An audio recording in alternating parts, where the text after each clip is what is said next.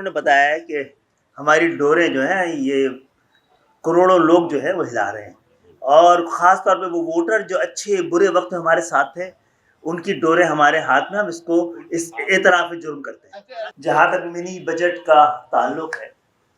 تو M Q M نے آج میرا خیال اب جمع کرا دیا ہوگا۔ ہم نے خود ایسے آئٹمس پہ، ایسی چیزوں پر جس کا براہ راست اثر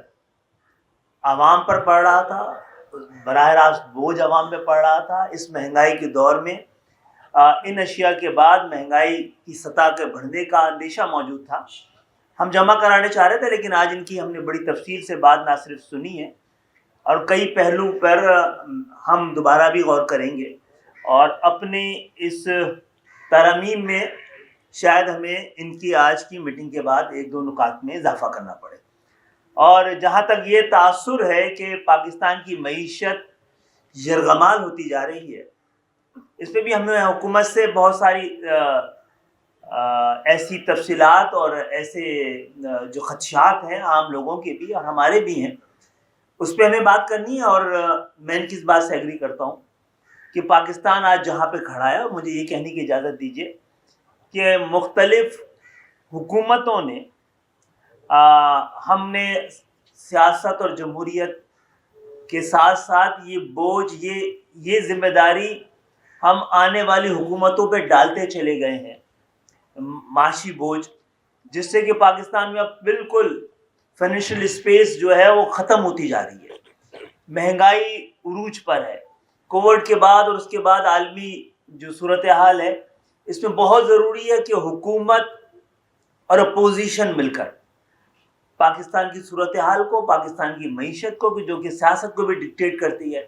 اور اب تو ہمارے یہاں بہت ساری چیزوں کو ڈکٹیٹ کرنے کی پوزیشن میں آ گئی ہے، ہمیں مل کے فیصلہ کرنا چاہیے۔ ہم آج ان کی بات میں بہت ساری باتوں میں کئی نئی پہلو تھے جو جس کا ہمیں ادراک ہوا ہے۔ ایک استدعا تو ایم کیو ایم کی قیادت سے یہی ہے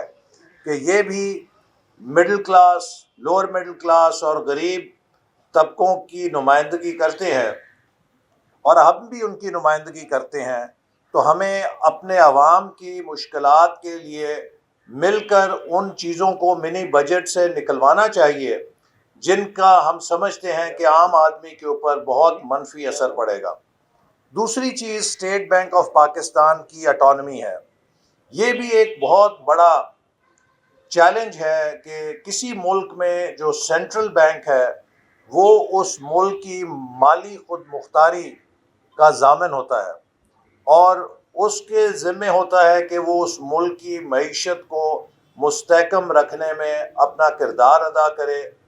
اگرچہ وہ مانیٹری پالیسی کو دیکھتا ہے، لیکن ملک کی معیشت اس وقت تک کامیاب نہیں ہو سکتی جب تک کہ فسکل پالیسی اور مانیٹری پالیسی آپس میں کوآرڈینیشن کے ساتھ نہ چلیں۔ اسٹیٹ بینک آف پاکستان کی خود مختاری کا بل ہمارے نزدیک ملک کی معاشی خود مختاری کو سرنڈر کرنے کا بل ہے۔ ہم سمجھتے ہیں کہ ہر پاکستانی کا فرض ہے کہ وہ اپنے آنے والی نسلوں کے لیے ملک کے مفاد اور خود مختاری کا دفاع میں اپنا کردار ادا کرے۔ ہمیں یہ فخر ہے کہ ہم پاکستان کی مدر پارٹی ہیں، اور ہم جن کے پاس آئے ہیں ان کے بزرگوں نے بھی قائد اعظم کے جھنڈے تلے مسلم لیگ کے اندر اس کے پلیٹ فارم سے تحریک پاکستان میں بہت قربانیاں دی ہوئی ہیں،